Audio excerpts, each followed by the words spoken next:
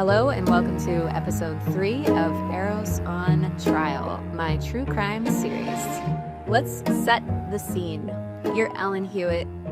It's 2018. You're a mid-tier journalist looking for an exciting new byline to make a name for yourself. Like many attention-seeking millennials, you decide to do a takedown article. Your chosen target: One Taste, a community teaching about orgasmic meditation, women's erotic power, and genuinely non-standard ideas about freedom and women's liberation.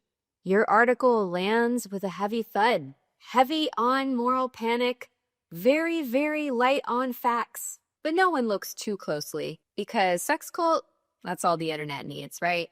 Let's talk about Ellen's sources. Misha Safian.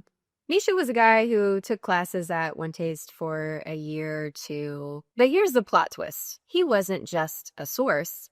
He was Ellen's close personal friend who she lived with and currently lives with. They were in regular contact at the time of the architecting of this article. And guess what? She never disclosed that. Not once. Misha didn't just hand Ellen a quote.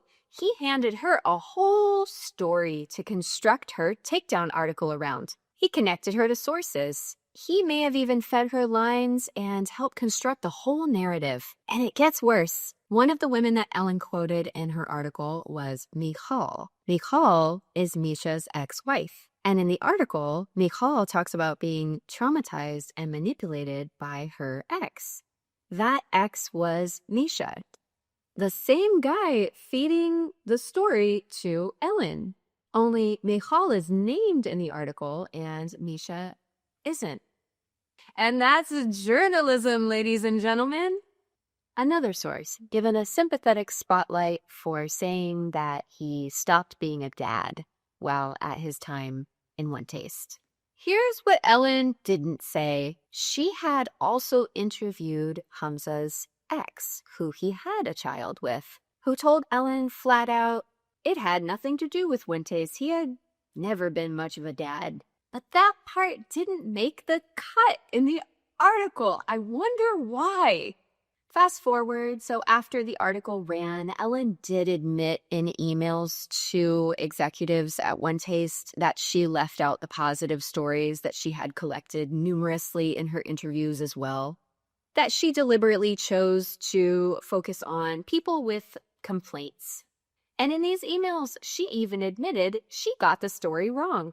That's not journalism, that's activism. And not even the fun kind. It's the kind that pretends to protect women while actually throwing them under the bus.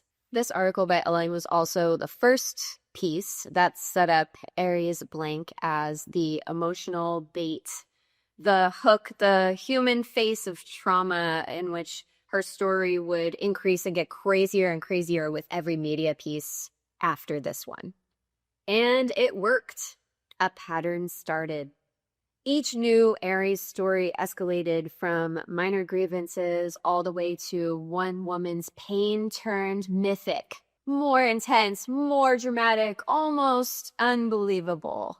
And then what do you know? A few months after this article came out, an FBI probe began to look into One Taste.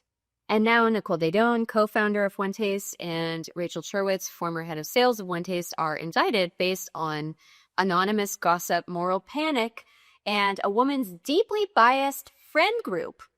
7 years. Millions of taxpayer dollars spent. An FBI raid to arrest a woman with no criminal record and no history of violence. And what do they have? Nothing. No one's been trafficked. No one's been forced to labor.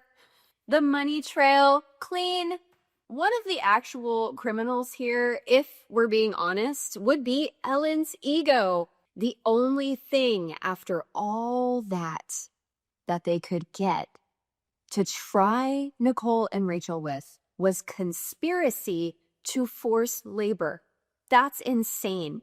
And of course, after Bloomberg, the rest of the press and the media jumped on the bandwagon. Because if there's one thing the media loves more than a sex panic, it's a takedown that lets them feel righteous without having to ask the hard questions. Like, is this real? Like, did she fabricate those journals? And Ellen? Yeah, she rode that wave right to expert status, claiming she was the one taste whisperer. She went on podcasts, she built her brand, even bragged about wanting to create more female villains. I'm kind of a big deal. A little ironic considering how many women she had to throw under the bus to get there.